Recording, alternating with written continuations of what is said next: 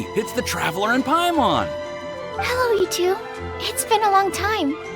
Were you having a really serious discussion right now or something? Just a regular catch-up. We meet here once in a while to go through any recent developments in our research projects. So we just missed him! Maybe we should have hollered to him. He didn't look in the best of moods just now, though. Was he upset about something? If so, he probably wouldn't have been in the mood to help out anyway. Upset? You mean Albedo? Yeah, he wasn't looking his usual self. Upset? Uh-oh. I wonder if... What are you looking at me for? I wonder if Timaeus' research topic is so boring that Albedo finally snapped. Surely not. It's not that boring, is it? Nah. Anyway, Paimon wanted to ask you for a favor, Timaeus. A favor? Well, sure. How can I help? Well, Paimon found a bunch of super-duper sweet Sincerias in the mountains the other day. But if Paimon eats them all, then they'll all be gone, so Paimon isn't ready to finish them all yet. Paimon was thinking maybe you could make a device that you put fruits in and it turns them into juice. That way, they'll be preserved for as long as Paimon needs. Oh, yeah, I'm afraid that sort of thing is a little... Huh? Seems pretty straightforward to Paimon. Can't you do it? Paimon, I'm afraid you've entered into the realm of the weird and wonderful with this one. Okay. So how about you, Sucrose? Any idea? I'm sorry. It doesn't sound like it falls within my area of expertise. I could give it a try if you really want, but I'd probably just end up giving all your precious fruits arms and legs. Whoa, your tone is so calm, but your words are so terrifying. You'd think I'd be used to this by now. Well, as you know, my focus is on bioalchemy. Besides, keeping things fresh forever is just not possible. If you just wanted to modify certain properties of the fruit or their seeds, on the other hand, I'd easily be able to help with that. Alchemists usually focus in on their own research areas. Take us, for example. Timaeus, Albedo, and I all have very different research foci. Paimon, your idea is very imaginative, but it's beyond Timaeus' and my ability. I don't think even Albedo can make such an incredible device. After all, alchemy is not mechanics. There is a big difference between the two.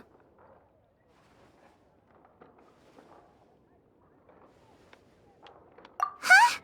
Well, excuse Paimon for overestimating the power of alchemy. In fact, before Albedo showed up, everyone in Mondstadt thought alchemy was useless. Of course, we know better now. But even then, I have to admit, alchemy is only one of the many wondrous arts in the world. It's certainly not some kind of all-powerful magic that can simply take a substance and preserve it indefinitely. Sorry.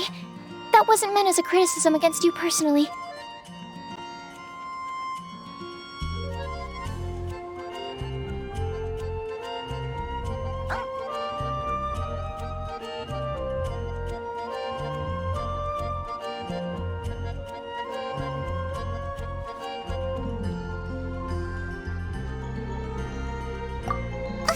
Paimon just wanted some fruit juice.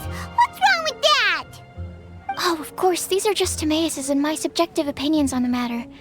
If you're really intent on pursuing this wondrous device, you can try your luck asking Albedo. But I wouldn't get your hopes up. If he has no idea how to make one either, you'll have to give up on the idea. He doesn't seem to be in a good mood today, though. What if he ignores us? He won't. Albedo is not that kind of person.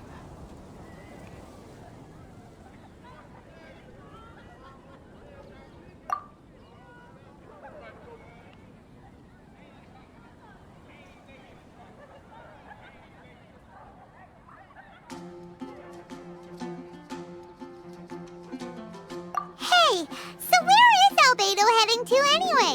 Dragonspine? Unless he specifically says otherwise, Dragonspine is where he usually goes. He seems particularly fond of that place. And somehow, the cold doesn't seem to bother him at all. Then let's go to Dragonspine to find him! Come on, there's no time to lose!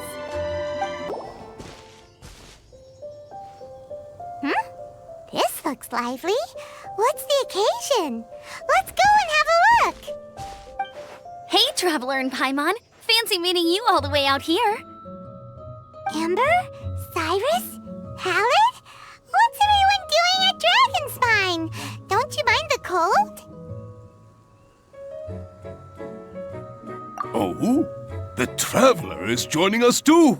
Oh, great! Fantastic! Wonderful! The more the merrier. I agree. I feel much better with the Traveler joining us.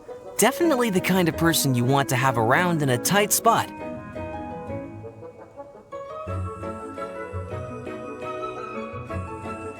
Oh, right! Paimon remembers most of these people are from the Adventurers Guild. Then again, it seems a certain Outrider is doing too. Allow me to explain. The Adventurers Guild is holding winter training on Dragonspine. As you know, our members have varying levels of adventure experience.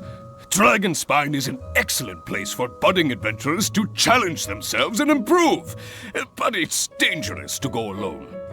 So, we made a plan for senior members to pair up with junior members. This way, everyone can experience training on Dragonspine together under safe and controlled circumstances. Now, every adventurer can progress together. I've been working on this grand plan for half a year now, and it's finally coming together! It's a great plan, isn't it? Hey, you are an outstanding adventurer. Surely you must be willing to join us and help out. Is the Adventurers Guild short on experienced members? Well, that's part of it, actually. The other reason is, when I was patrolling the perimeter of Dragonspine, I found a lost kid named Joel.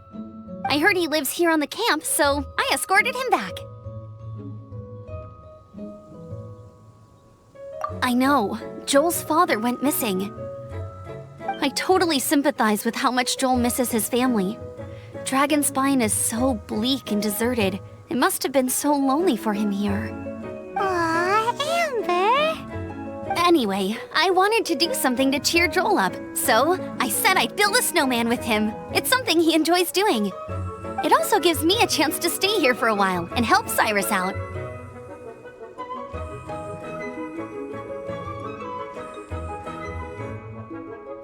Aw, really? Thank you. Let's go meet up with Joel then. Oh, I invited another friend of mine to join too. She should be here any second. She'll be perfect for this kind of thing. Hey, Cyrus, we've got to take off. Is that okay? No problem. Go ahead. I still have some final checks to make, so I will call you before we depart. Hey, Joel, we're here.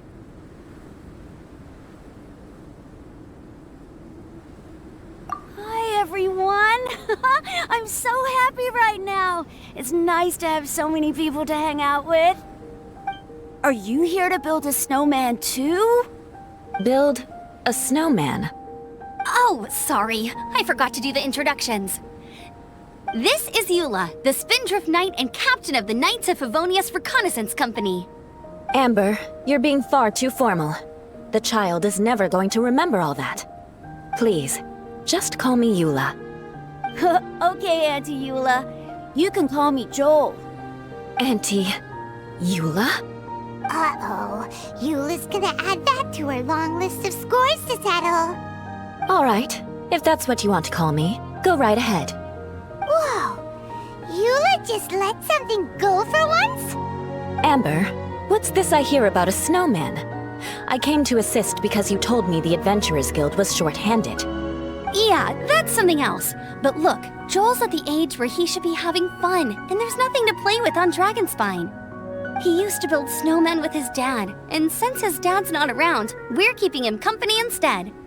Besides, Eula, it's gotta be more fun than taking an ice bath all by yourself. Let's combine our forces and build ourselves a huge snowman. It'll be a ton of fun. Yep. Count Paimon in too. Paimon wants to build a snowman. Auntie Eula, are you too busy to join in? If so, it's okay, I understand. No, nothing like that. My mind was on something else, that's all. Building a snowman with Joel, are we? Sounds wonderful. I'd be delighted to join you.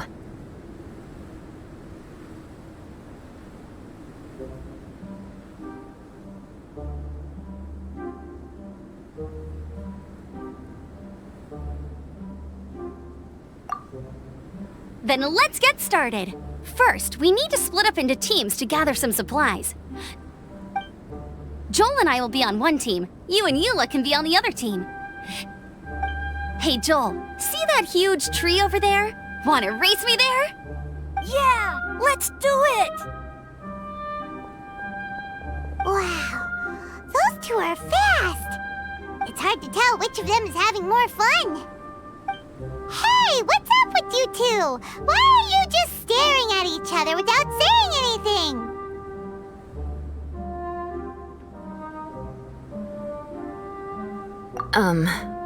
Well...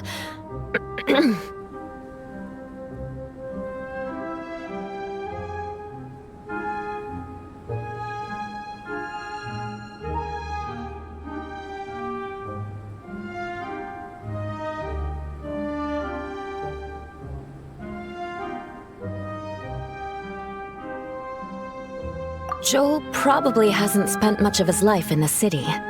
He doesn't know me, and he doesn't know what the Lawrence name means to the people in Mondstadt.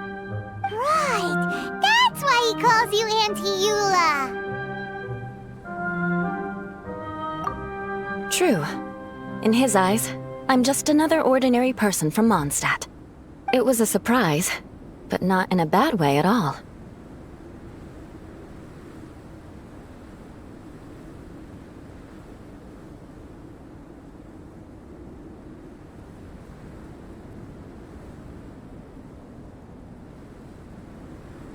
Indeed. It's just... That's the thing. I'm a little worried that I won't be up to the challenge. I have never built a snowman before. My upbringing was very strict, so I never had the chance when I was a child. And after I grew up, of course, it's not the sort of thing I would spend my time doing. Oh no! Paimon's starting to feel sorry for Eula.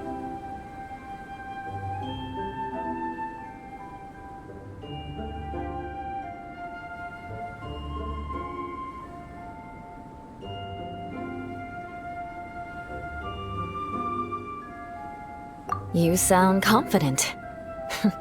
All right then. Enough small talk for now.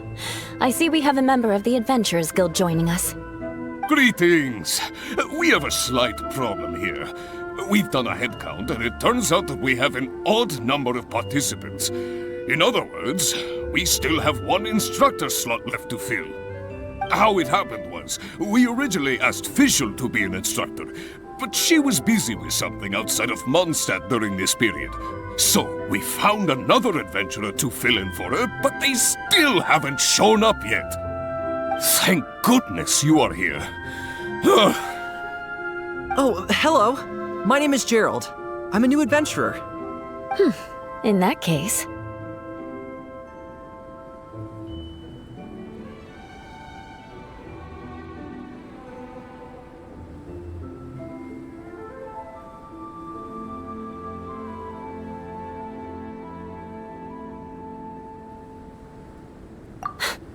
Fine. But for that, you will pay. Huh? Pay for what?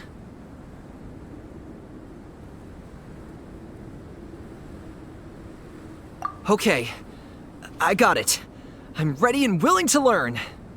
Good, good. Then everything is settled. Thank you for your help, Eula.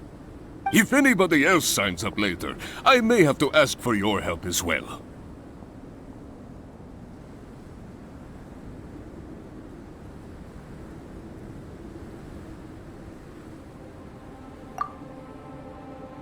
Why did you give the spot to Eula?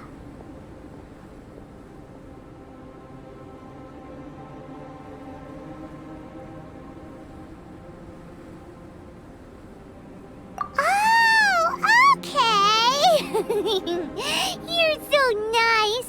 Paimon noticed Eula smiled just now. It must have meant a lot to her.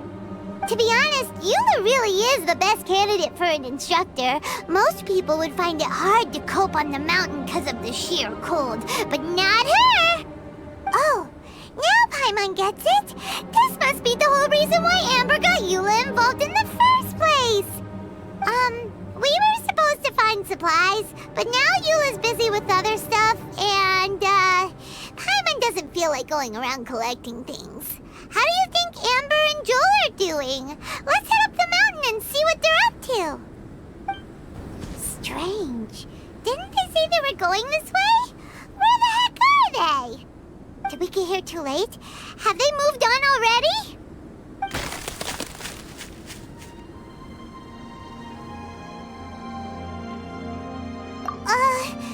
Could they be in danger? Hurry! Let's go check it out!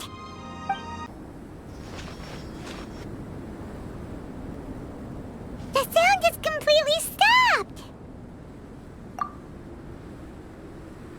How could that happen? After all the adventures we've been on, our tracking skills are honed to perfection! Aren't they? Oh, guess we underestimated whatever was behind it. But if that's the case, then what exactly are we dealing with here? I know that voice. Hmm? Huh? What brings you to Dragonspine? Oh, so it was Albedo all along! All along? Oh, what do you mean by that? On the way here, we kept hearing weird noises, and it felt like someone was watching us the whole time. Turns out it was just you! Honestly, you really gave us the creeps. If you're bored up here, go find something useful to do. Don't go sneaking around scaring the poop out of people. The things you felt and heard could easily be attributed to animals, or bandits perhaps. You should be wary at all times in this environment. There are all too many ways to sustain losses here if you aren't careful. So, what business brought you here? We actually came to look for you, but then it turned into looking for Amber, but now we've met you, so we're back to that again. Your thought process is rather chaotic, as is the way in which you articulate it. Hey! How dare you! All Paimon's trying to say is that we came here to look for you! Oh, is that so? Then it must surely be something of great importance. I'm all ears. He seems to be in a better mood than we thought, right? Does that mean Timaeus' stupidity doesn't really get to him after all? Huh. Okay, let's just forget that ever came up. That's okay if you can't tell me about it. Just treat this as an opportunity to stroll on the mountain and enjoy the view. So basically, the truth is we're here on adventurer duty. Oh, I see. So you foisted the rookie off onto Eula so that you could wander off and goof around? We're not goofing around! And Eula was the right person for the job! We were just being nice. What about you then, huh? What are you doing on Dragonspine? A friend commissioned me to do some artwork recently, and I have yet to finish. I came here because it's a quiet place where I can gather my thoughts, gather inspiration, and gather some raw materials while I'm at it. Raw materials? For what? Paint. Star silver can be used to make high-quality silver paint. I just ran out of my previous batch, so I'll collect some ore while I'm here. Ore can be used to make paint? Yes, but you have to be selective with the specimens you choose. Even with a high level of impurities, star silver still contains fine silver-colored particles, but they lack luster, which impacts the color saturation of the pigment made from them. Paint made with such pigment is generally viewed as a fake or a defective product. Interesting! So, paint aside, can you talk about how you find inspiration? Paimon wants to learn! You want to learn to paint? No, not for me, for the Traveler! Paimon wants the Traveler to learn how to paint. During our travels, we sometimes have nights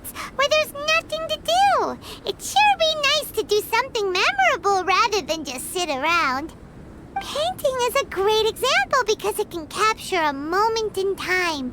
So it seems like it's definitely a worthwhile skill to have.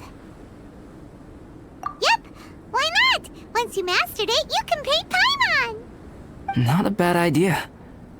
Well, since you two would like to learn more about painting, why don't you come with me to the campsite?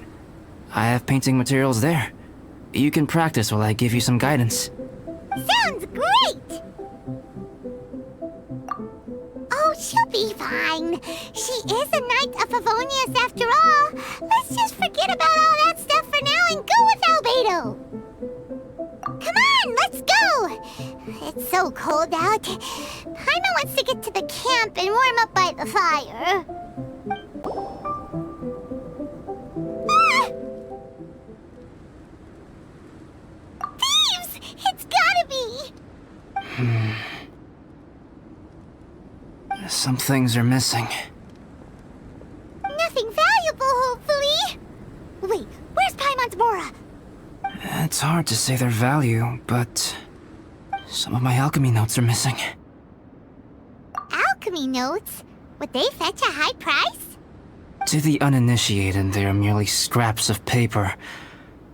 But for someone who knows what they're doing, the knowledge contained in those notes is more valuable than any treasure. So you're saying only someone who knows alchemy would have stolen them? But the only people who come to Dragonspine are adventurers, thieves, and monsters. What use would any of them have with your notes? I feel the same way. However, hilly trail break-ins and other such incidents are not unheard of on Dragonspine. It's difficult to draw a conclusion based solely on the evidence at hand.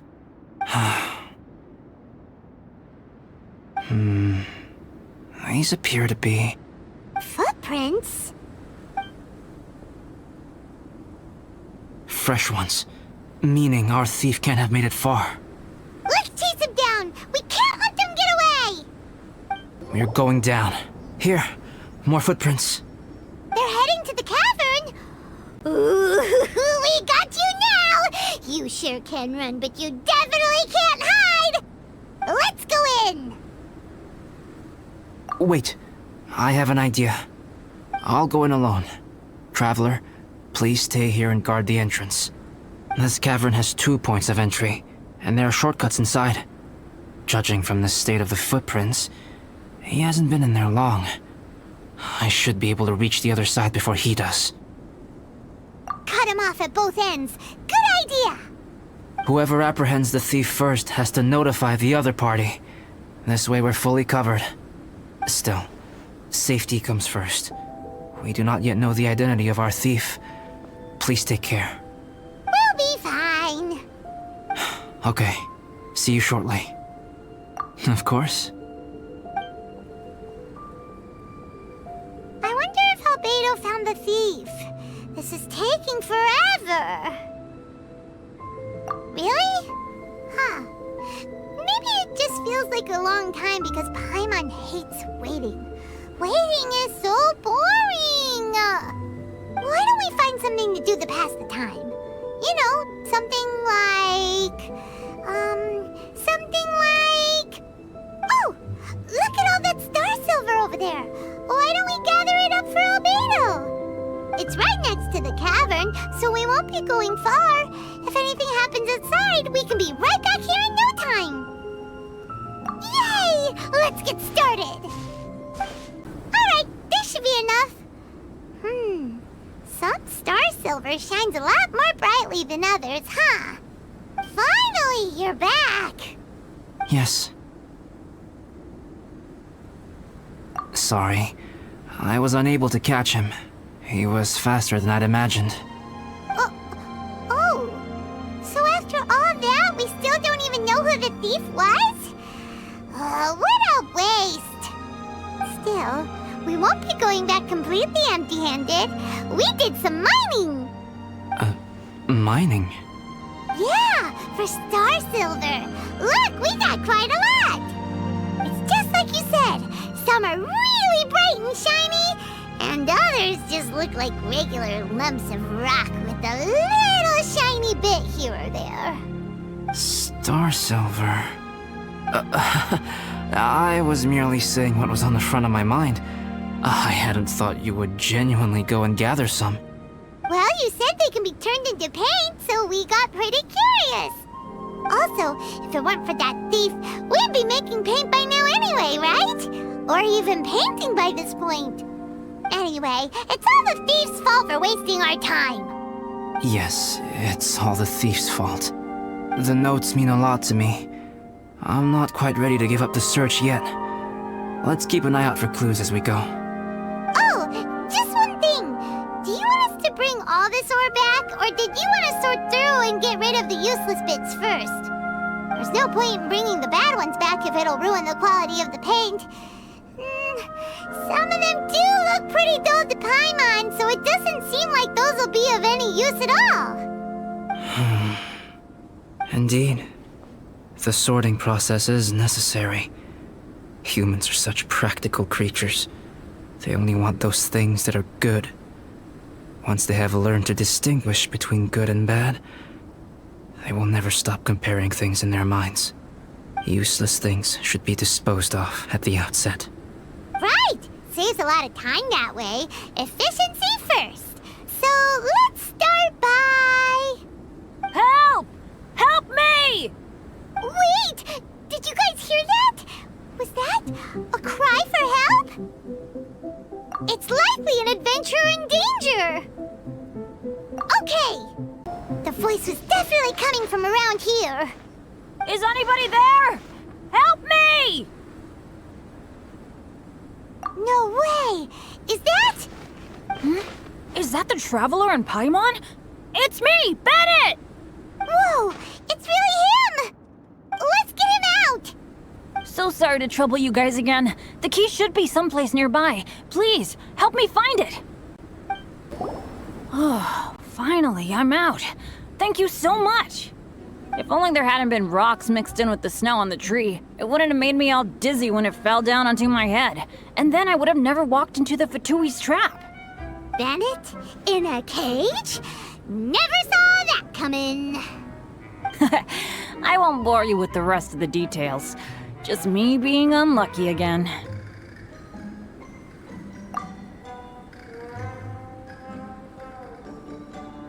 Yep! Taking them out was child's play. No need to thank us. You did? That's so nice of you guys. I know they were probably just following orders. But still, thanks for helping me out. So what are you doing on Dragonspine? Didn't Razor want to come with you? Did you hear about the Adventurers Guild thing?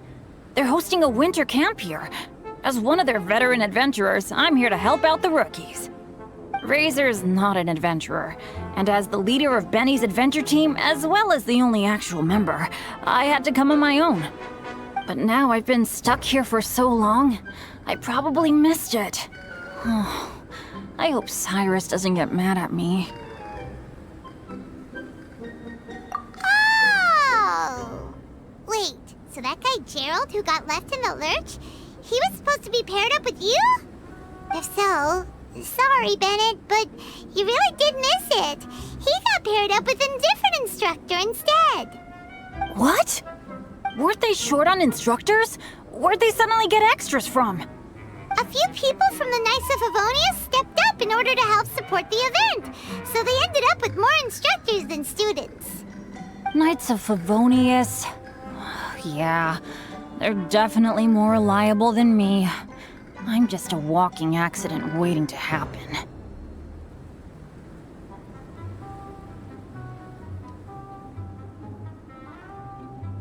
Right! Anyway, that was just the situation when we last saw them. It might have changed by now. Who knows? Maybe a whole load more rookies will have turned up to join in. Besides, after all the trouble you've gone to show up as an instructor, Paimon's sure Cyrus will put you to work. Really? For sure. Hey, wait a second. Where'd Albedo go? Albedo? You mean the alchemist from the Knights of Favonius? He's one of the instructors too? No, he just happened to be on Dragonspine. We were just with him, but then we heard you calling for help. He must have left us at some point after that. Could he have gone back to keep looking for clues? Let's go back to the cavern and see if he's there. Still no sign of Albedo. This is weird. Where has he run off to? This is great! Dragonspine's so fun today! There's so many people around. It's never usually like this. This was where we heard Bennett's cry for help, right? We heard his voice and went straight over to rescue him. Then we noticed Albedo was gone. Huh. So he just didn't feel like helping us save Bennett? Wait, what? What are you talking about? Oh, Albedo! Where the heck have you been? We've been looking for you! I should be the one to ask you that. Didn't I tell you to stay at the cavern entrance? Huh? I'm not really following who was waiting for who and who was looking for who, but first things first. I apologize, Albedo. I don't fully understand what's going on, but it seems like it's mostly my fault. No. Bennett, this is not because of you. You needn't blame yourself. Traveler, clear this up for me. What was the reason that you left the cavern entrance? Did you... There you are. Stay right there. You have a lot of explaining to do. What? Me? Huh? Eula? Aren't you supposed to be helping the new guy? Yes, that's what I would be doing, if I hadn't been interrupted by a certain someone's malicious scheming. Albedo, I saw you taking Joel towards the wasteland at the edge of Dragonspine. That place is crawling with monsters. What the devil do you think you were doing? Whoa, wait a second. What's going on? Actually, wrong question. How much stuff is going on? When I came to stop you from leading Joel any further, your first reaction was to throw the child down and attack me. When I fought back, you quickly fled. Care to explain? I see. Interesting. Interesting. Eula, it sounds like you met an imposter. Someone who was impersonating me. Impersonating you? To what end? It is difficult to draw a definitive conclusion for now. But these strange incidents do seem to be connected.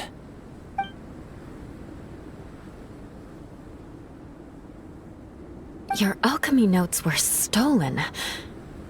Can the Traveler and Paimon testify that the three of you were together up until you entered the cavern?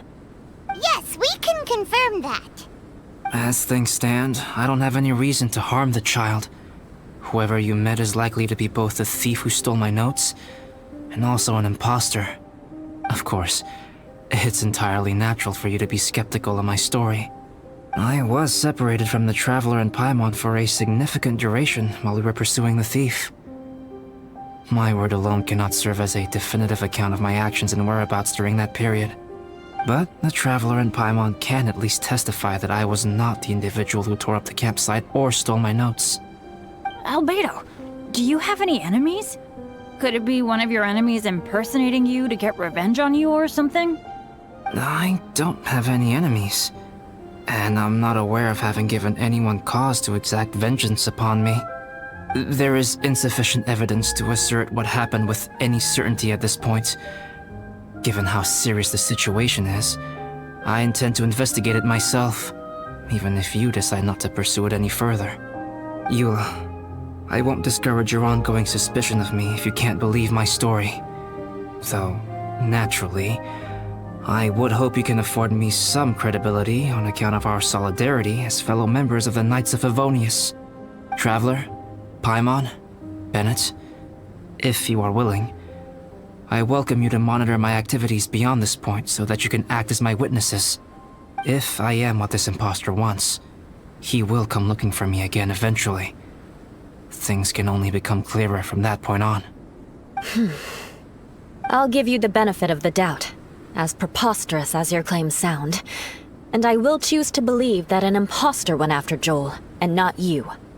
I will keep Joel safe. If you need any support with the investigation, contact myself and Amber. You have my gratitude. As far as Amber goes, I will... Eula! Eula! Where are you? Amber, we're here!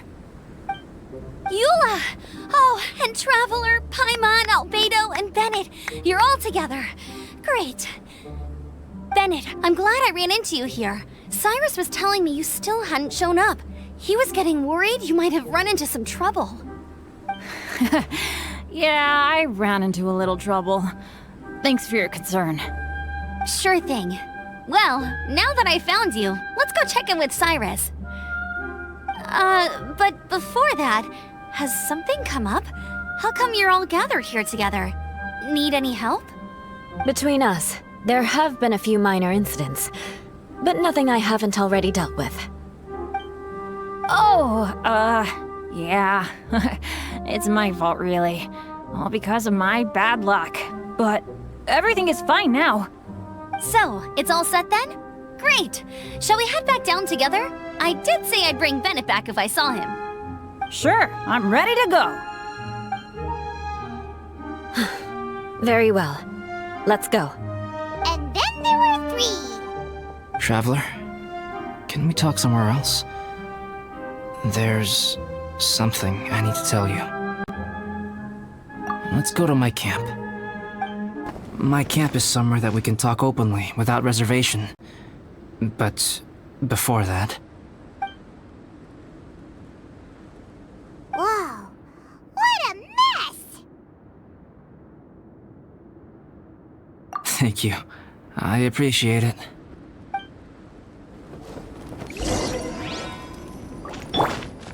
I've been absorbed in my research lately and haven't attended to the dusting. It's due for a cleaning.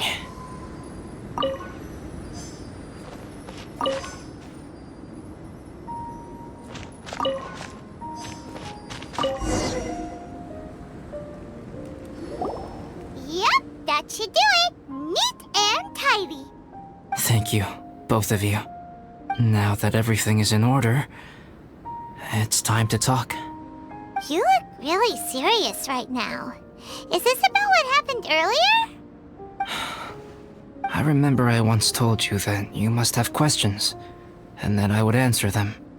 I also said that, while I did not wish to deceive you, there were certain things I could not go into detail on. I am a synthetic human being. A human forged by human hand. The one who created me, my mother and teacher. Her name is Rhine-daughter, a researcher from Conria, also known as Gold. A synthetic human? What the... How the heck does that work? When the pinnacle of attainment in alchemy is combined with unimaginably vast learning, the apex achievement is the creation of human life. When you say Conria, do you mean... I am indeed somewhat older than my appearance might suggest. But when I came into being, Conria had already been destroyed. I have no memories of it. My master raised me and taught me everything. Like her, I am a pure alchemist. I live for academic knowledge. Nationality and identity are not what ultimately define us. Traveler, what is your general feeling toward Dragonspine? You've visited numerous times now. Would you say it's a cold, eerie, and melancholy place? Rhine-daughter created 2 miraculous beings. One is me, and the other is the venomous dragon, Durin, who died here. Durin? So that makes you guys... brothers? As sons of Rhine-daughter, Durin and I are indeed inextricably linked to one another. The phenomenon of our creation defies definition within the scope of a typical human worldview. But if we may tentatively call it birth, then yes, we, by extension, are family. Speaking of Durin, Paimon remembers that his power was quite... special. That's right. Because of this, Whenever strange things happen on Dragonspine, it always makes me wonder. For instance, the feeling of being watched that you described, as well as the sounds you heard, and the one impersonating me that Eula met. Oh, right! Paimon knows what you mean! When Eula and the others were here just now, the Traveler gave me a look as if to say, don't say anything. Probably because it would only make you more suspicious, so Paimon kept quiet. But Paimon noticed that you came out of the cavern not too long after going in, and you told us that you didn't manage to catch the thief. Then we heard Bennett calling for help, so we went to rescue him. But strangely, you didn't come with us. And when we got back to the cavern to go find you, suddenly you were the one looking for us. So, it seems that you met my imposter too. Well, if so, it was a pretty good impression. He had you down to a T. We never would have guessed. Also, after he left us, why did he go after Joel? Perhaps Durin's power drives people to madness. But that's merely crude conjecture. Whether someone is impersonating me or there is another false me out there, this is a cursed tale, and it is not one whose weight you should have to bear. Traveler, perhaps you should return to Mondstadt if you have no further business here. The work that lies ahead will occupy me completely. I'm afraid I will be unable to entertain you beyond this point.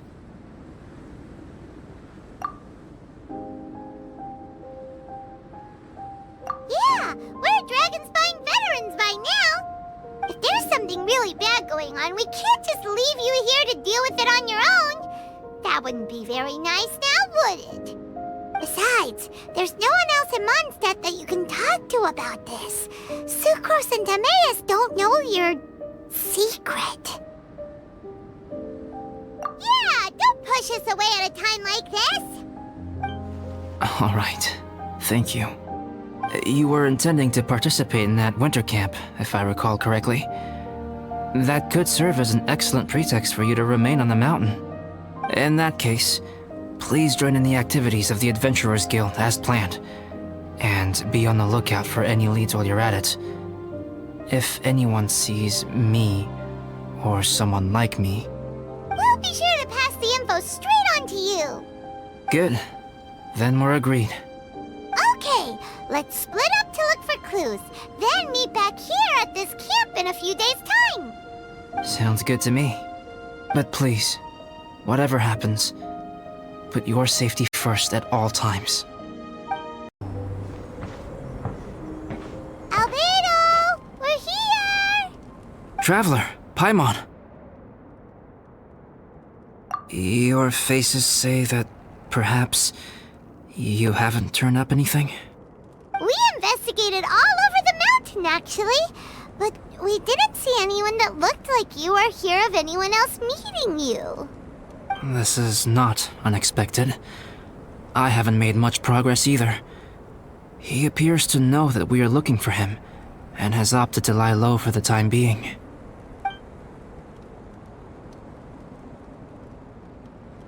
Still, there is one thing I found. I discovered footprints on some parts of the mountain, and although they were a little covered by the snow, I could tell they'd been left by someone of a similar size to myself. The footprints were quite numerous, so I believe my next step will be to rule out each of the adventurers active on Dragonspine, one by one. We can help with that. We have plenty of contact with the adventurers. So now we... Ah! What was that? It came from that direction. Could it be the imposter? Yes, let's hurry.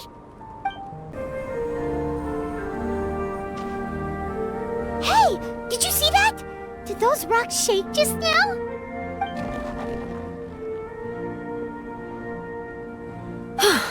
That was most unfortunate. What are you guys doing here?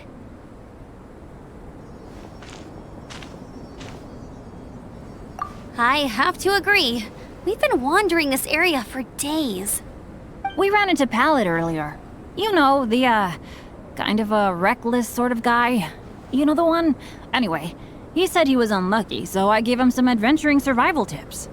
After that, he disappeared to rejoin the training camp. Wait. Are you saying that after all this time you still haven't made it back to the base camp? Well, as you can see... It was nothing really. We just hit a few landslides and snowdrifts and took a few downhill tumbles. You know the deal. They sound like unforgettable life events to me. Anyway, you are correct. We haven't made it to the base camp yet. We have had extraordinarily poor luck over the last few days. Almost as if a sinister force has been trying to thwart our every move. Fortunately, I made advance arrangements for Gerald to remain in a safe location and conduct some basic physical training exercises. I'm sorry. I'm the one to blame for all this. I've always had bad luck and it always rubs off on everyone around me. Sorry to create so much extra trouble for everyone. I don't know what to say. Maybe this is the awesome power of fate. The scary kind, I mean.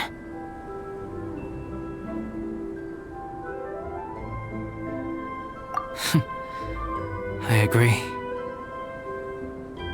Yep, we're just used to it now. Besides, it's not like we have the most amazing luck ourselves. Really? I think you guys have way better luck than I do. Well, what can we do about that? Oh, Paimon knows! How about Paimon share some of her luck with you? You're welcome to a bit of mine too. Although if the last few days are anything to go by, it seems in pretty short supply at the moment. You guys. Aw, thanks. With a little luck from everyone combined, we'll make it down this mountain for sure. Yeah, you bet! Let me flip a treasure hoarder insignia to test it out. All right, it's tails. The opposite of what I guessed. So you can predict your fortune this way? But why are you so happy that you got it wrong? It has two sides, so there's a 50-50 chance of me getting it correct. Luck all comes down to probability, too. So as long as I use up all the bad luck, everything else will go smoothly. Guessing wrong when I flip an insignia is one way to use up some of the bad luck. So the probability of having some good luck in the near future just got a little higher. Hey, he's making no sense at all. Why aren't you calling him out?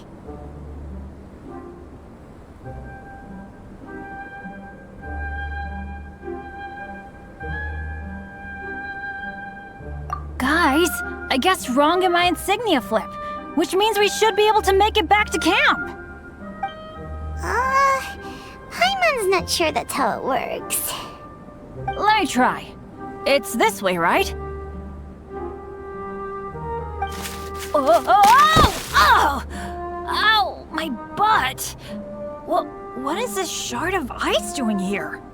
What? How truly miraculous. This is a miracle of misfortune. I don't usually believe in luck, but Bennett makes the best case for it I've ever seen. Amber, if you are ever required to partner with Bennett in your future work and you encounter anything like this again, do not take any rash action. Wait for me and I will come to support you. Huh? Yes, of course. Now that you mention it, I do feel a little tired. Trekking in the mountains has a way of wearing you out. Well, since everyone is tired, why not take a rest in my camp? Paimon's so sleepy. A nice bowl of hot soup and a good sleep would sure be welcome right now. Suddenly, I'm kind of sleepy too.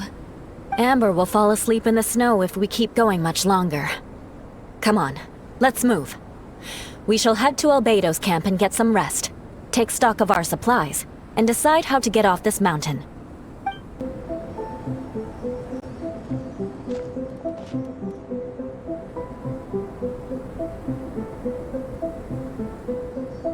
Here we are. Make yourselves comfortable. Oh, I forgot I don't have that many chairs. Please wait a moment. What's he doing? Painting? He is. He's painting a chair. Wait, alchemy can turn paintings into objects? How is this possible? My paintings are like blueprints. Alchemy simply enables me to omit the manufacturing part of the process. It's an elementary level technique. With enough research and experimentation, this same technique can even be used to create living beings. Whoa. Well, since you can magically produce chairs, can I have one with a backrest? No problem. How many of you want backrests? Me! Me! I'll also take one with a backrest, if you please. Can Paimon have a chair that comes with a juicer?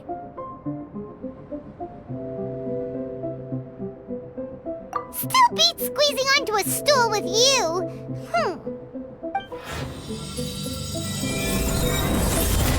Cool, we have chairs now!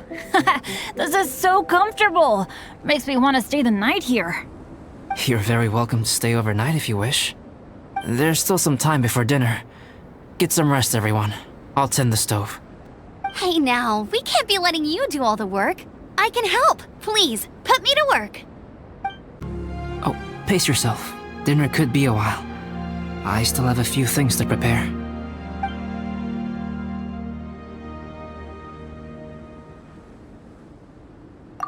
It's almost ready now. Traveler, please light the campfire and gather everyone for dinner. Yay! Dinner's ready! Food's ready, everyone! Come on, let's eat!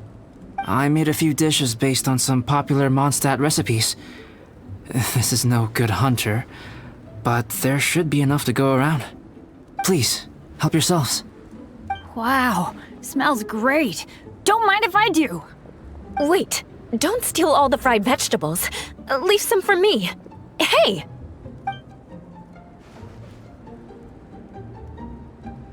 Ah, Paimon's full. What a great meal! Albedo, you're too modest.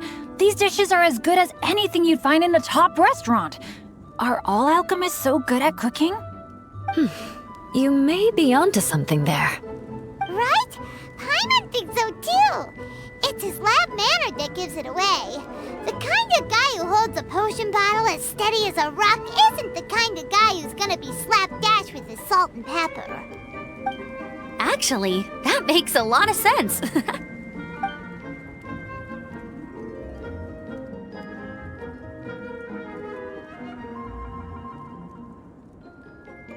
I'm so sleepy after all that food.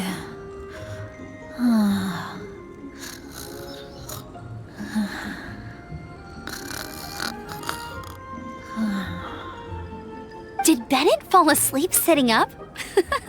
He must be totally wiped out.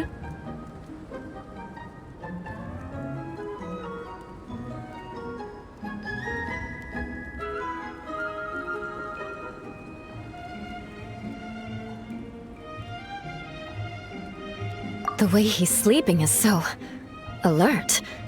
I'm impressed.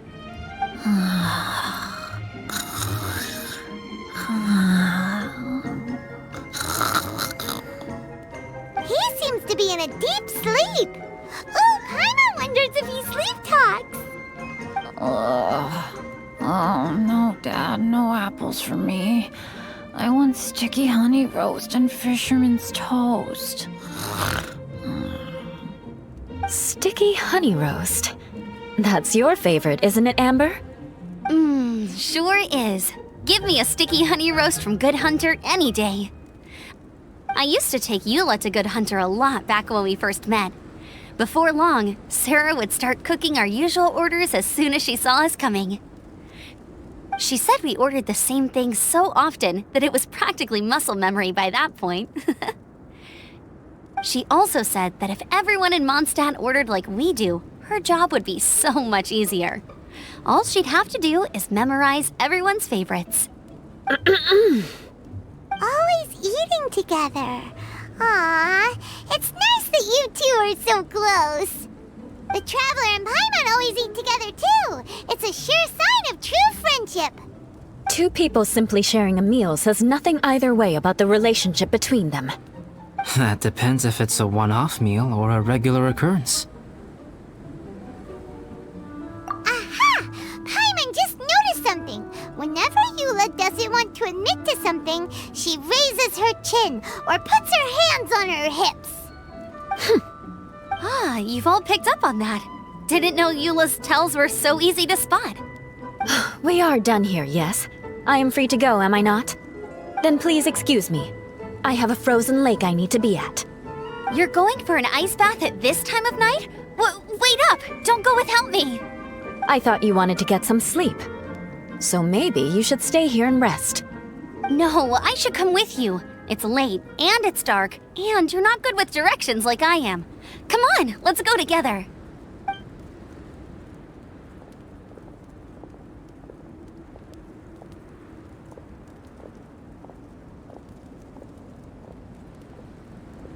An ice bath? Whew. Rather them than Paimon. So much roast meat.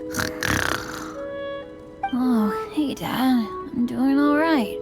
A leader of my own adventure team now. Wow. Bennett really is a sleep talker. Okay, looks like we got some downtime now. Alright, you two. Time to paint. Have you decided what to paint? Like you even need to ask. It's obviously going to be Paimon. Sure. But we should move elsewhere. We're likely to disturb Bennett's sleep if we stay here, so let's go outside. Okie dokie. Alright, grab your easel, paper, brushes, and paints. Don't leave anything behind. Let's paint here. Allow Paimon to adopt an elegant pose for your artistic reference. Hey! What's that look for? Cut the attitude and start putting your perfect Paimon down on the page. You better take this seriously, because this is going on Paimon's wall. Confidence is a good thing. Those to whom it is endowed do well to flaunt it. I'm looking forward to the finished piece.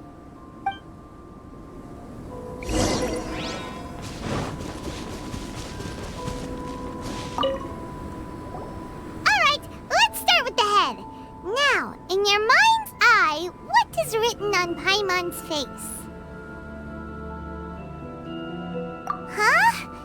Is that how Paimon really looks to you? Okay, forget it. We can come back to that.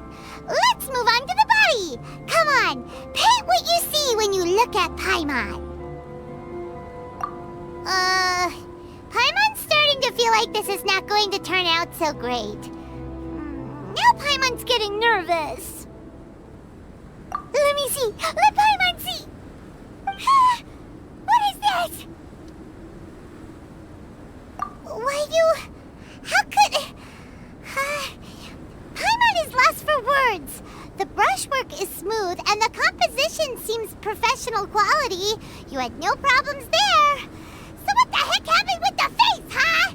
Explain that stupid expression! Explain it! Smooth, professional quality. And those eyes!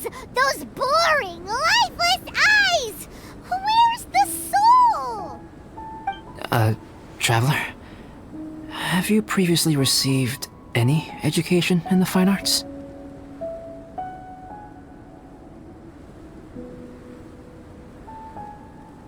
What?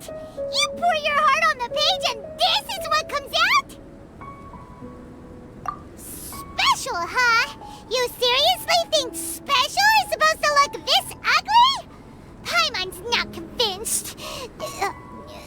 But Paimon is struggling to come up with a comeback. Fascinating.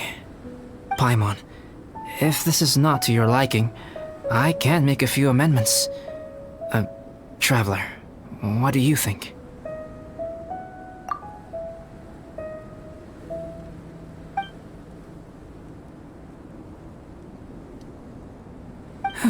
Alright then. Paimon, is this better? It's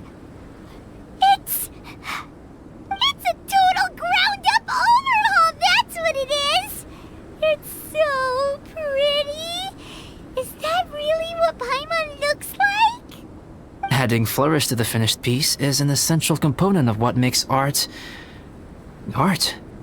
This is not to say that you differ from the painting on a fundamental level, rather that the real you and the you in the painting present two different styles of beauty. You remain the core reference point for the painting. So, Paimon, you can put your misgivings aside and hang this painting wherever you like.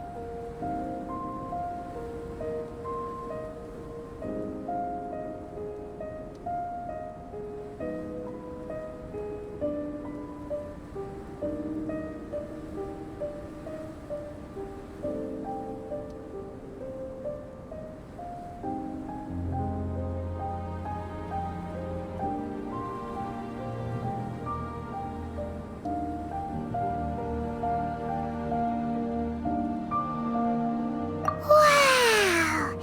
Thanks, Albedo. Oh, I merely added a flourish here and there. You should be thanking the Traveler. In truth, ground up overhaul is more or less an accurate description. The more Paimon looks at it, the more she likes it. Great! Paimon has a portrait painting! Paimon's gonna show this off to everyone! It's nothing. I can paint you next time, if you'd like. You can hang it in your home as a souvenir. I rarely entertain so many guests at my camp. It's lively. A little noisy, even. But I don't dislike it. Liveliness is a rare thing here on Dragonspine. Ah, it's a new day! Let's go meet up with everyone!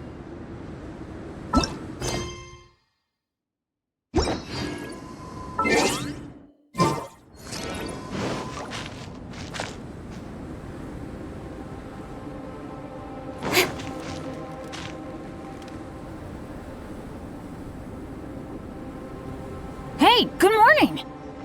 I slept great last night. How about you guys? All rested up?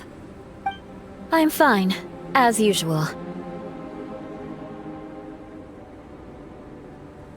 The path down the mountain is easier to follow in the daylight. Let's take this chance to head down to the base camp.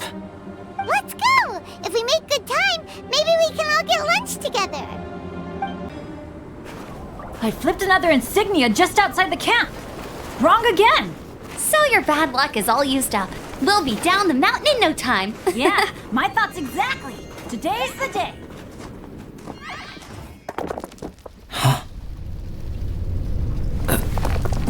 Oh no! Avalanche! Look out!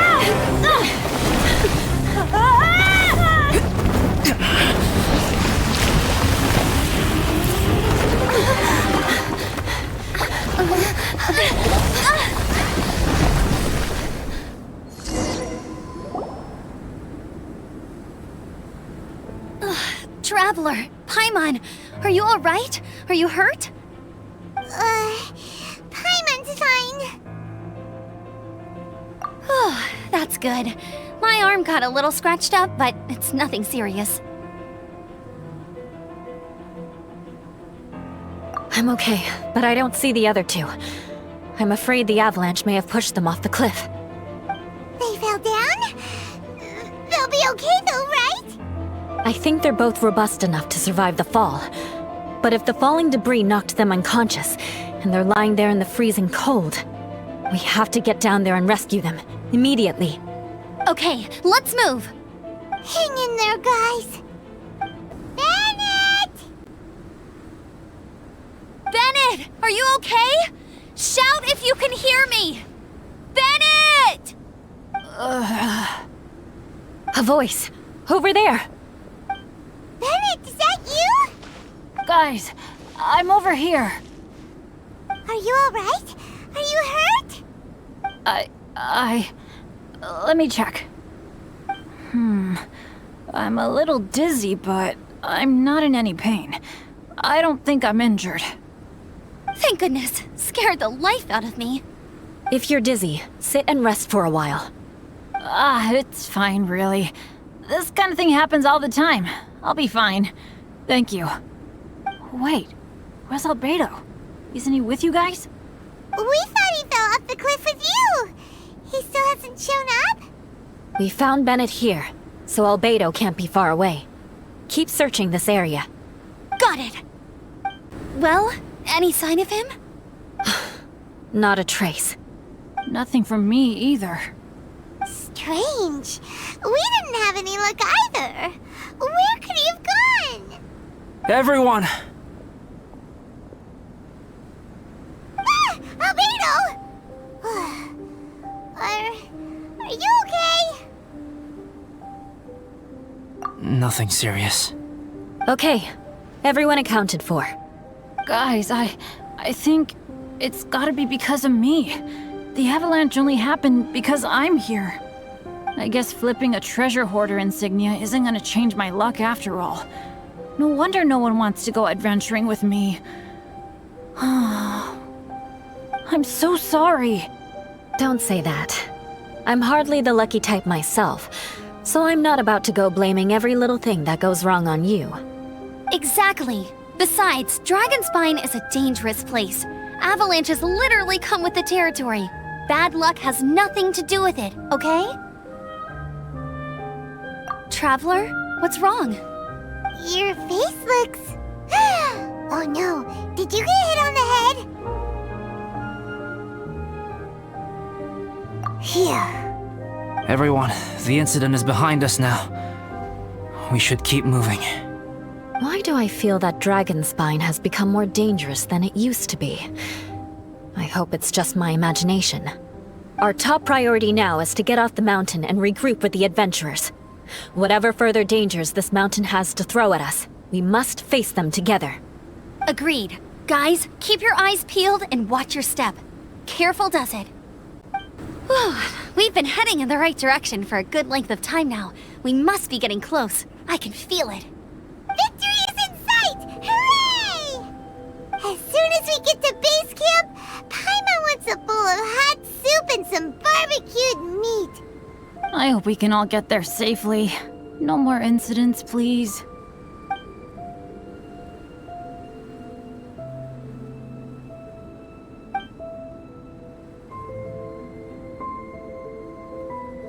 Hey, what's on your mind?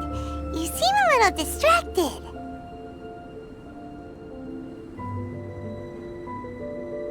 Something's up, isn't it? Are you hungry? Cold? Shall Paimon hug your head to warm you up? I don't think I've spent so much time on Dragonspine before.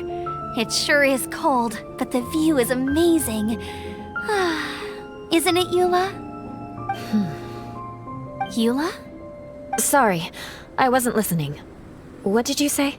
I was just thinking. Whenever I've met up with you at Dragonspine in the past, we always stick to the same few spots. It's much more vast and beautiful here than I realized. If it were a little warmer and a little safer, I bet this place would be bustling with visitors.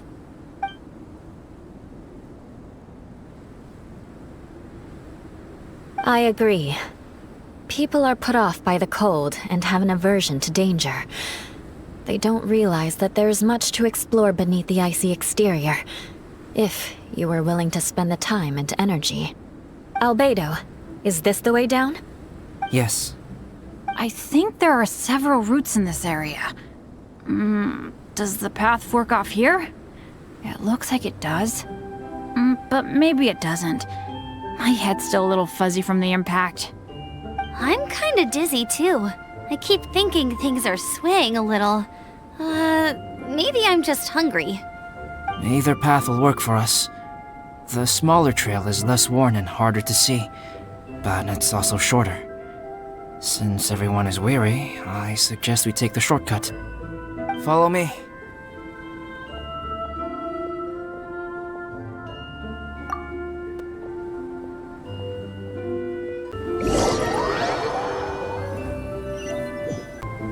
Wait.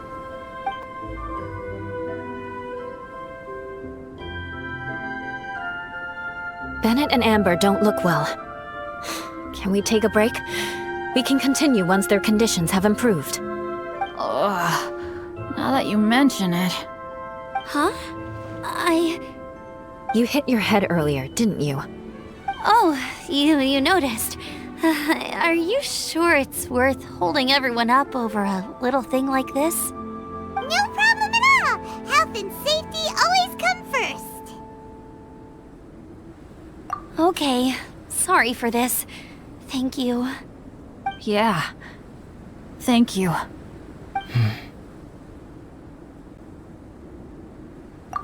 Drinking some water can help with the dizziness. Oh, and lying flat on your back helps too. Thank you, Bennett. Seems like you really know your stuff. Well, when life gives you lemons. Bennett, weren't you feeling dizzy too? Stop pushing yourselves, both of you. Get some rest. We'll continue when you've gathered your energy. Eula might come off as a little frosty, but she takes caring for her friends super seriously, more than anyone else I know. Every time I see that look on her face, I'm just like, ah, stop staring at me. Traveler, I know what that look means. What's on your mind? Maybe seasoned veterans have an instinct for it. I sense it too. Something seems to have changed, but I can't confirm for sure. It could be difficult to verify.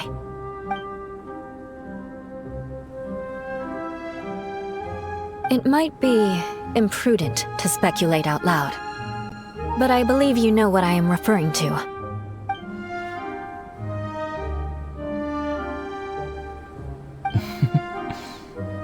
Traveler, I think...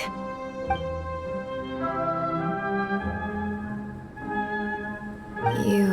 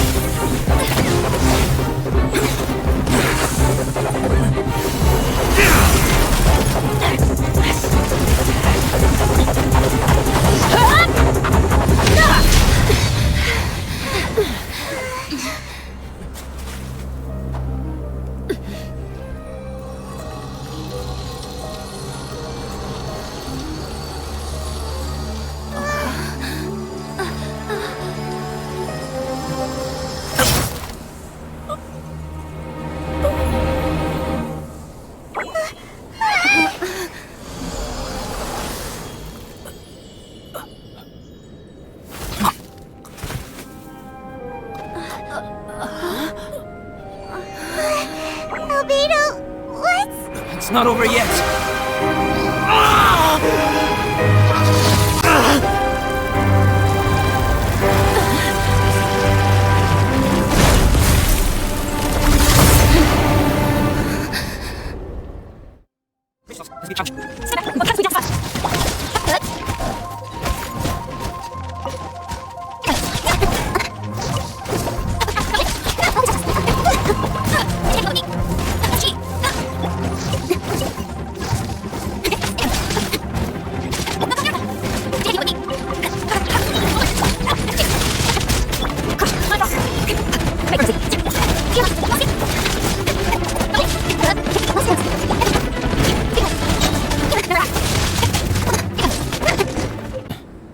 What in the world was that thing?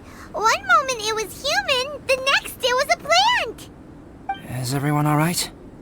We're fine, but can you please tell us what's going on? I don't understand. I take it this monster is whom I had the pleasure of meeting last time. Correct. As you might have guessed, this is a mutated whopper flower. An extremely rare kind. But can whopper flowers turn into humans? Not typically, but conditions on Dragonspine are far from typical. Perhaps the dragon's blood seeped into the land, then was passed to the monsters via the ley lines, accelerating their rate of mutation. How could that happen? This mountain is home to the remains of Durin, the venomous dragon. If there is anywhere in the world one might expect life to do unfathomable things, it would most likely be here. Durin was an artificially created life form. Its existence is nothing short of a miracle, and proof of countless possibilities. In other words, this mountain we stand on is a cradle of life's profoundest mysteries. A vast and terrifying hotbed of possibilities. The avalanche. It must have been the work of this imposter.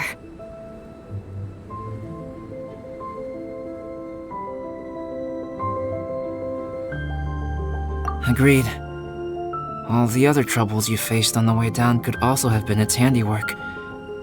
My guess is that it was targeting everyone that I've had contact with.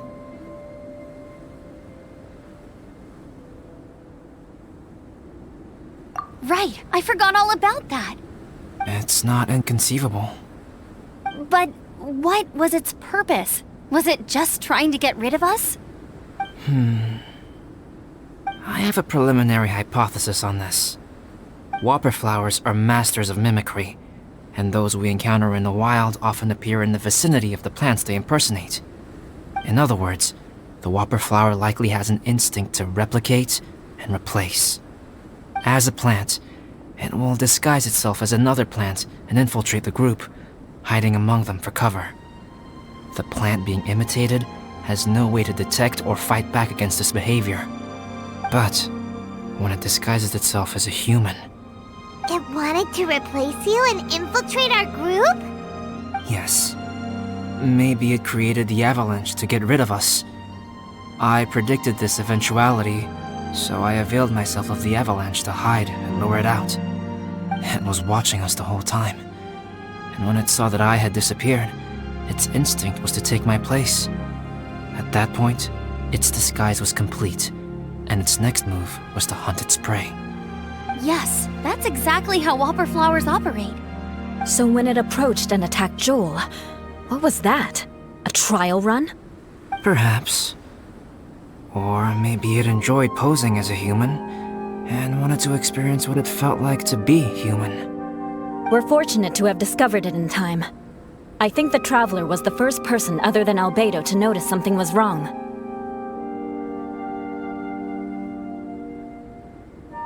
Traveler, how could you tell the real me and my imposter apart? I want to know too. I had no idea the other guy was an imposter. They looked exactly the same to me. I see. It goes to show how difficult it is to impersonate a human. This mutant whopper flower tried its best to replicate the original exactly, but still managed to miss some details.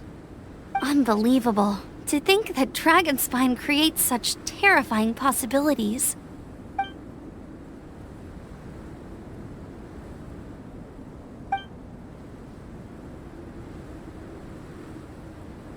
Anyway, at least we won in the end.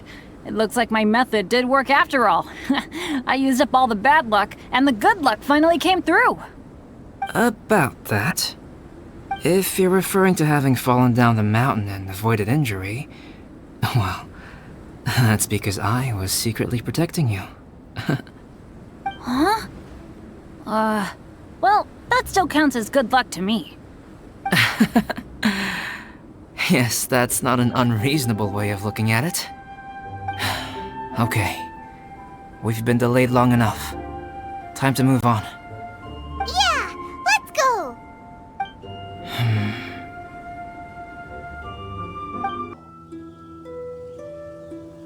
Woohoo! I'm back! Cyrus doesn't seem to be here. He must have headed up the mountain. Let's wait for him here. Amber, are you feeling better? Yep, all good now. Nothing to worry about. I don't know what I'd do without you guys. If not for you, I'd probably still be locked up in that cage. I really want to thank you all properly, but I can't think how at the moment. Huh? You must be pretty used to being on the receiving end of people's kindness by now, though, surely. You probably need it often enough, given your situation. Come on, don't put it like that. Sure, plenty of people have shown me kindness before, but that doesn't mean I will ever take it for granted. No matter how many times people help me out in life, I will never forget any of them. Well, instead of repaying those who helped you, perhaps you could help others yourself. Everyone meets others in need from time to time. By choosing to be there for them, you're passing the kindness you received onto others. Yup, you're right. That's what I've always tried to do, and will always continue to do. Right. And when Cyrus gets back, I'll find some way to help him out too. This has been quite an eventful day. Yeah, it has. It's really hit me how tired I am now that I've started to relax. I need to rest. Everyone, please excuse me for a while. Yeah, I need to get some water and maybe a piece of fruit. Once I'm rested up, I need to get back to being an instructor again. Well, it looks like the curse of the mountaineers who couldn't get off the mountain is finally broken. Feels like an action-packed chapter has come to a close. Shall we find somewhere to rest and chat too? Why not? Then please, come with me. You sensed something too, didn't you? Then let's go. Huh? Are you going back to your camp again? Paimon thought maybe we could talk here. Okay. Might as well come with you. Good. Shall we set off right away? Sorry for bringing you back here once again. Some topics are best discussed in private. Is this about the imposter? That's right. I have to say, Traveler, I'm very surprised you noticed the difference between me and the imposter. Yes, this mark. Perhaps it's where it all began. Ooh, sounds like the beginning of a big story. Keep going. Well, I can't deny that what I'm about to say does sound like something from a children's storybook. So, what do you think this diamond-shaped mark means? A tattoo? A crest? Something else? No. Consider it a birthmark. Have you ever seen an intricate glass ornament and wondered how it was made? Well, one method for crafting with glass is a technique known as glass blowing. Glass blowing is not a widely known art in Teyvat. For this reason, glassware made in this way is usually very expensive. As the name implies, glass blowing involves blowing air into a hole, much like blowing up a balloon. This type of glassware is known for having a pontal mark at the point where the blowpipe was inserted, where the hole was sealed at the very end. This mark is a sign that the item was crafted by a human hand. Sounds kind of amazing.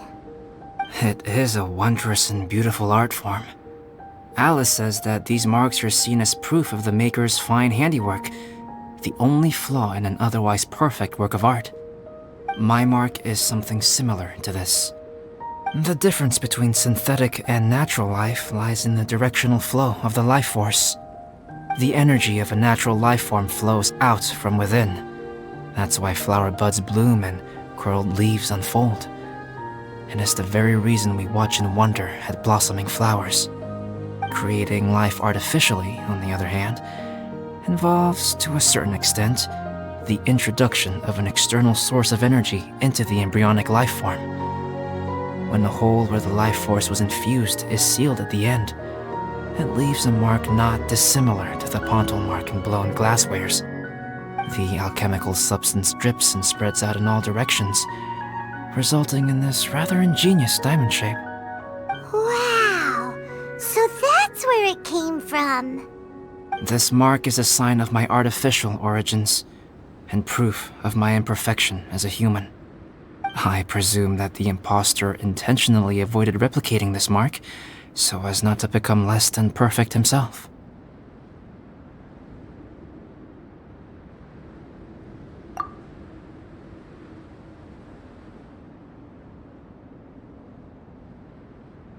You are fundamentally different from other people. I have few qualms about sharing my secrets with you. Just as Paimon said, it all sounds like a story. Even if you were to tell anyone else, they would regard it as nothing more than a tall tale. The transcendent and miraculous are not the only things to which human beings aspire. They pursue the everyday, the ordinary, to a far greater extent than I would have ever imagined. People like to believe that those who are thoroughly different from themselves could only ever exist in stories.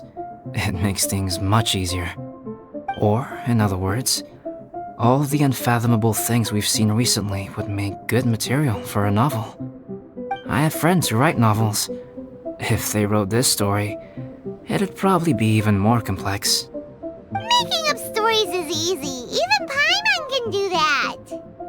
Oh, I didn't know you had that kind of talent. Paimon's the best guide into that. Making up stories is a piece of cake. In that case, how about we have a storytelling contest? We can base our stories on the events of the last few days. Sounds great! But we still have to help out the Adventurers Guild. I understand. Creativity is something that cannot be rushed. Take your time, and come back when you have found some inspiration. We'll see whose story is more compelling. Deal!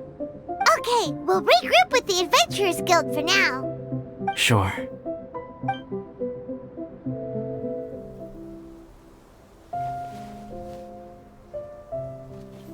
My story.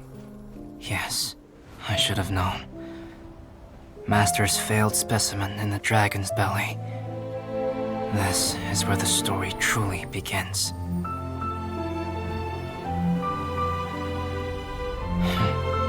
If we switched places, if you were the survivor,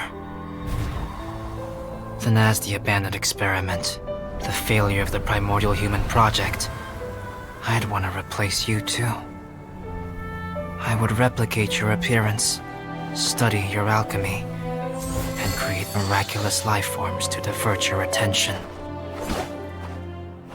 I would wait for the right moment, then dispose of you in the Traveler, the sole person to have known your secret.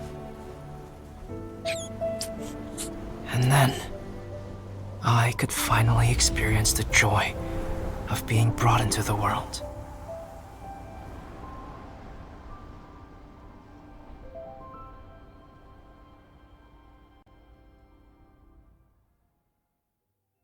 Albedo! Traveler, Paimon, I suppose your story is ready. Yep. How about you? Do you need some more time? No need. I am also ready to tell my story. Paimon calls dibs. Paimon first! Please, go ahead. Okay, here goes.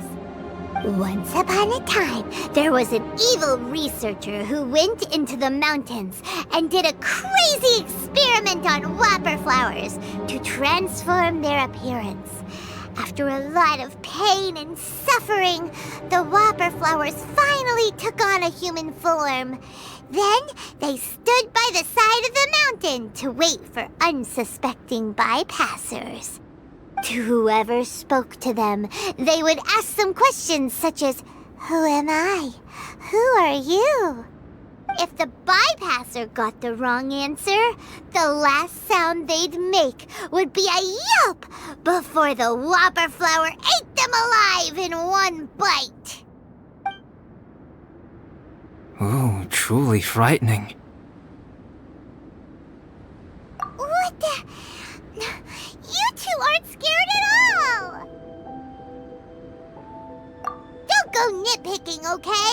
If you didn't like the story, go write your own!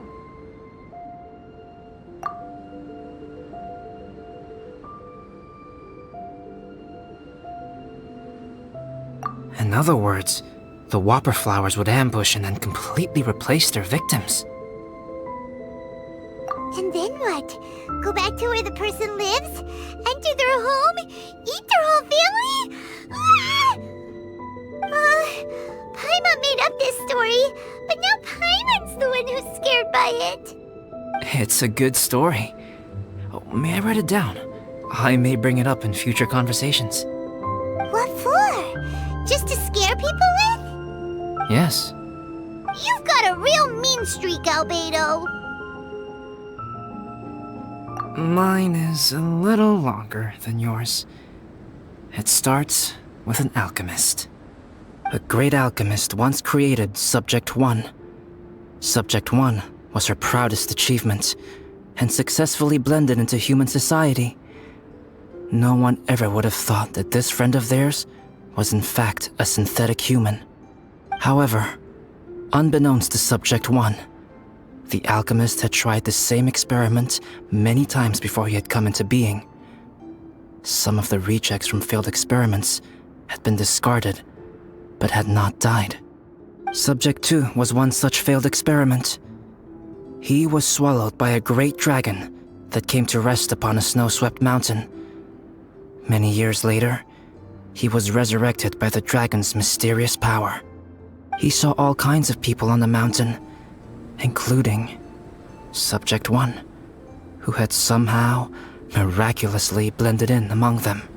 Never in Subject 2's wildest imagination had he thought it possible for experimental life forms such as they to deceive everyone so successfully. He saw the way humans accepted Subject 1 as a friend, witnessed their affection as they addressed him by name. This was what Subject 2 wanted. Now, all that Subject 2 desired was to replace Subject 1 and take the joy of his existence for himself. This is giving Paimon the chills. So scary.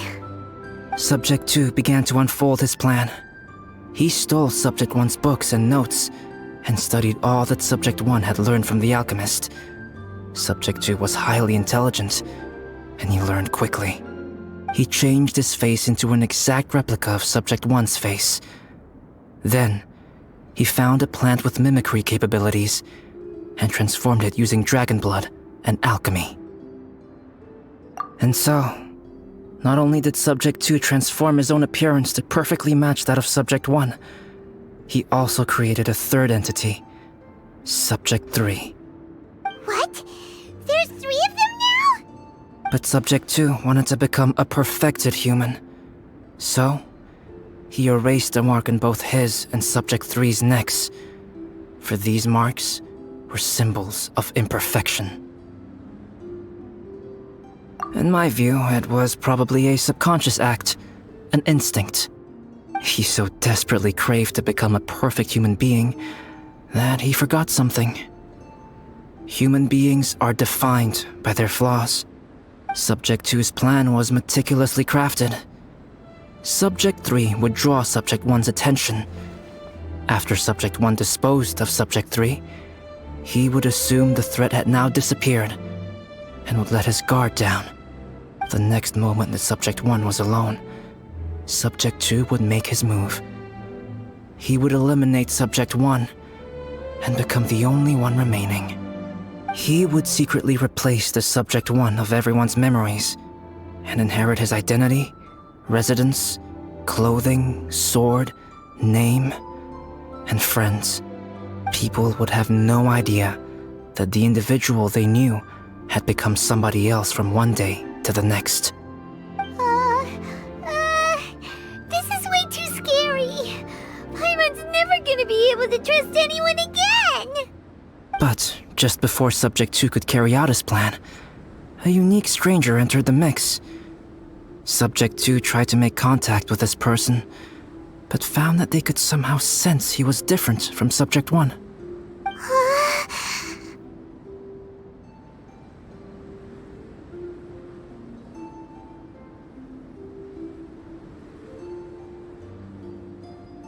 What's wrong? Are you scared? What happened then? What happened to the stranger? He became a new stage in Subject 2's plan. One more person that Subject 2 had to dispose of.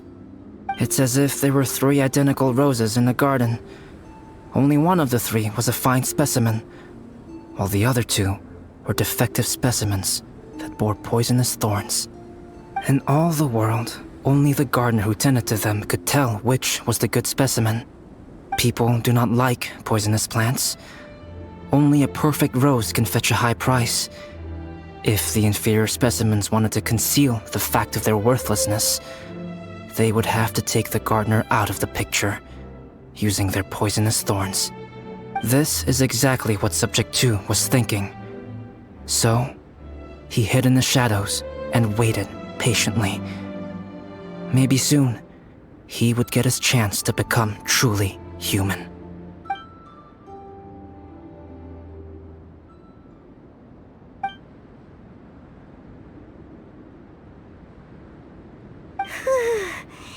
That was intense! So what happened after that? Did Subject 2's plan succeed?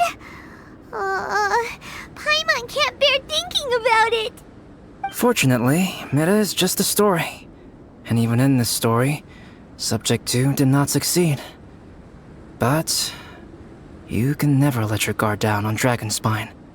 Monsters mutated with Durin's power and blood are also creatures of Rhine-Daughter, just like me. You must beware of all such creatures.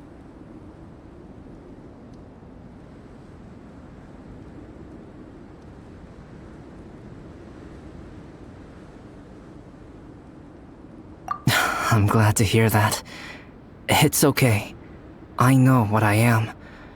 You and I are both different, so there is no need for me to hide the truth from you. The only thing is that sometimes, when I think about how mighty the power of alchemy is, I feel so small. As beings who set foot in this world, how arrogant are we in desiring to control our destiny, and in desiring to create? Is creation an arrogant act, traveler?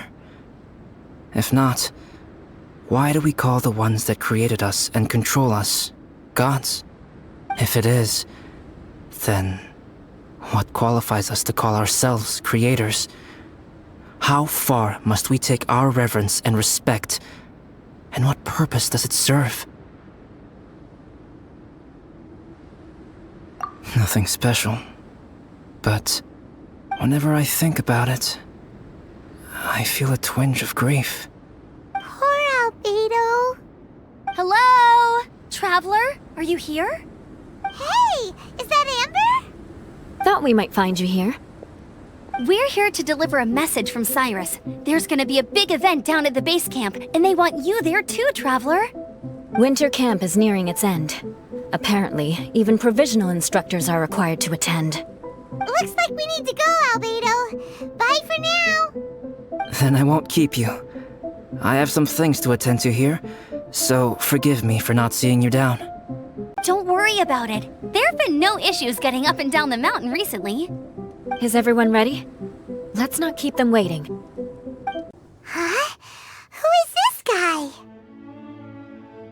Allow me to introduce Yozerv. He's Joel's father. Dad, this is that traveler I was telling you about. The traveler's helped me out loads in the past, and this time we even built a snowman together. Joel has told me everything about you. I can't thank you enough. Wow, this is amazing! Wait a second. Why is Cyrus discreetly wiping tears away? And what is Pallid doing here? Pallid is the hero of the hour this time. Go on, Pallid. Tell us what happened in your own words. Okay.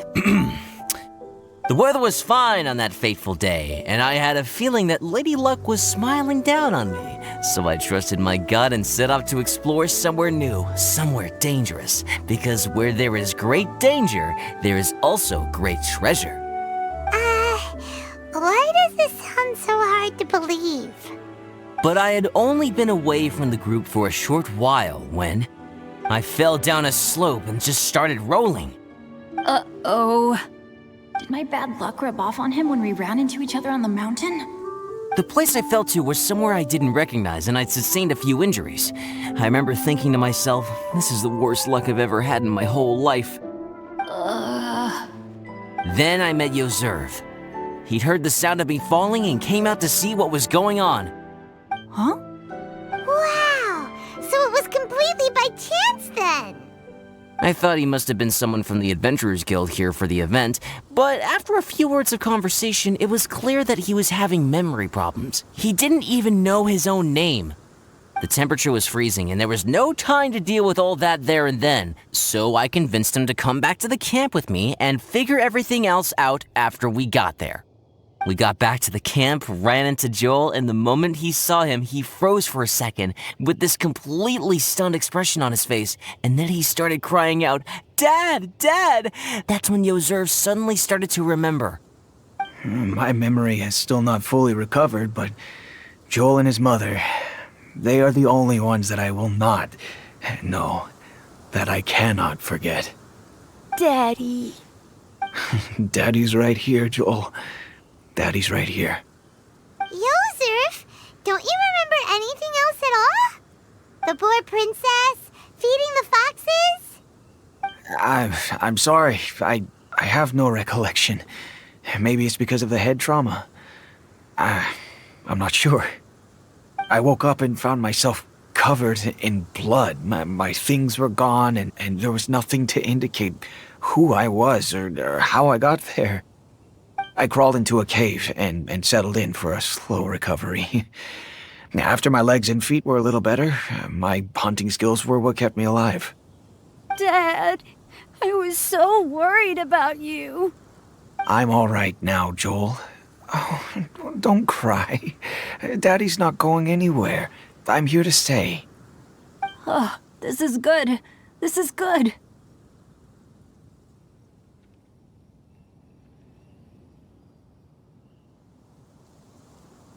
You know what, though? I definitely think my luck got worse after running into Benin on that mountain. I knew it. I just... No. I just meant if it weren't for you, there's no way I ever would have run into Yozerv on a mountain this huge.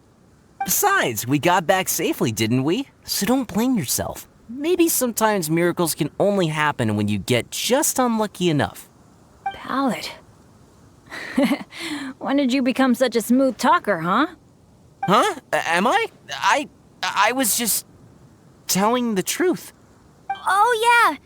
I want to say thank you to the Traveler, Uncle Cyrus, Auntie Eula, and Auntie Amber. Thanks, everyone. You all helped look after me, and I will always remember it. But I guess I can't take the snowman with me, or it'll melt once it leaves Dragonspine. It's such a shame. Oh, I can help with that. One moment. Huh? Eula? Here, take this. It's powdered rime. Just add it to your snowman, and it will never melt. Wow! Really? Oh, this is awesome! You're the best, Auntie Eula! Dad, I have an unmeltable snowman now! How cool is that? How can I ever repay you all?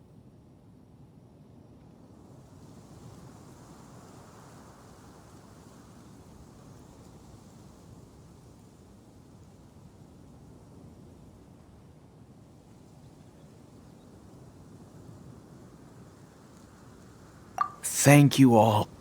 Thank you from the bottom of my heart. Dad, I want to go move the snowman. Can we do it now, please? Okay.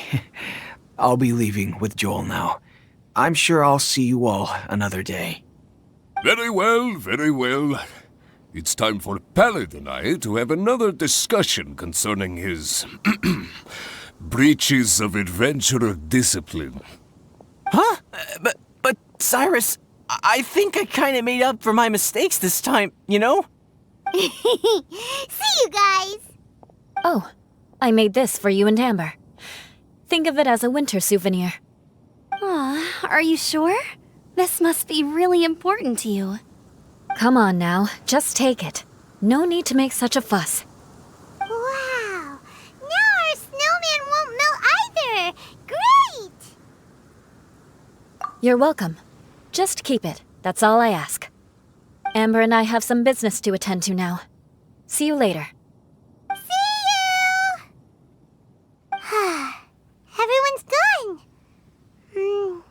Seems like they've all got their own stuff to do now. Oh! You know what? We've been on Dragonspine all this time, and somehow Paimon still forgot to ask Albedo about how to make a fruit juicifier machine that can keep the juice fresh. Maybe we should try Timaeus again. He does seem pretty eager to please after all. Timaeus! Traveler and Paimon, what can I do for you? Wait a minute.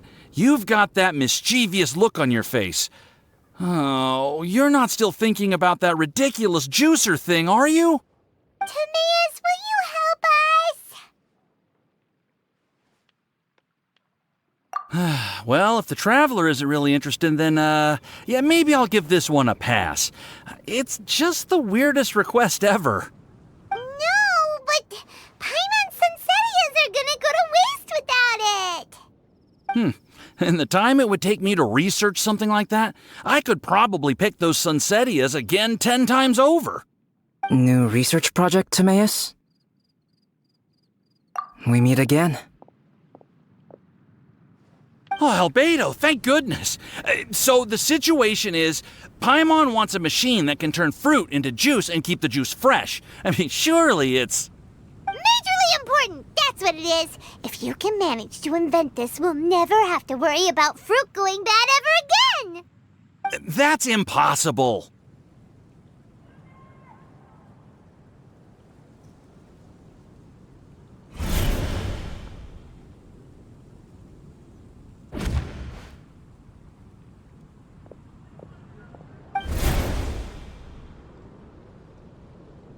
Turning fruit into juice is not hard, but keeping it fresh is more difficult.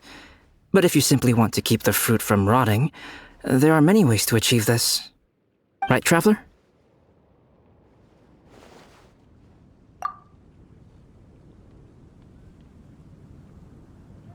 What about his neck? What's wrong? Is there something on my neck? From the look on your face, it's as if you thought I just played a practical joke on you that was in exceedingly poor taste.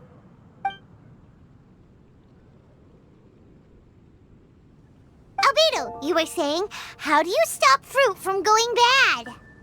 Well, one way would be to bury your fruit on Dragonspine, where the snow never melts all year round. But then Paimon won't be able to eat them! You could always live on Dragonspine. No, too cold for Paimon. Or you can give the fruit to me, and I would take it to Dragonspine for you. But since you don't like the cold, you'd have to send someone else to pick them up when you want them. This is where you come in, Traveler.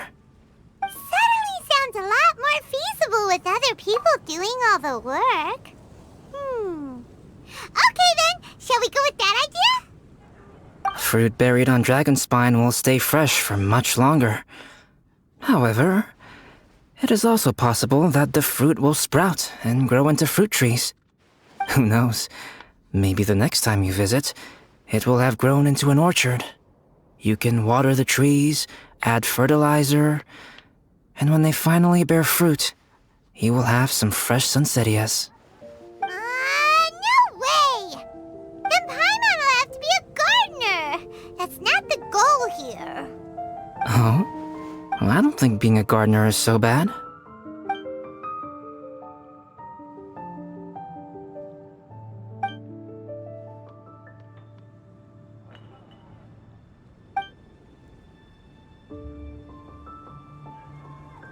Albedo! Stop trying to get your hands on Paimon's super sweet Sunsettias! It bothers you, does it? Of course it bothers Paimon! They are the rarest, super-duper sweetest Sunsettias ever! And they're not for you! Okay, but they're just Sunsettias. I think you're only so attached to them because you don't have much fruit of this quality in your possession. When someone's pockets are full and their spirit is fulfilled, they don't easily fall prey to this kind of yearning.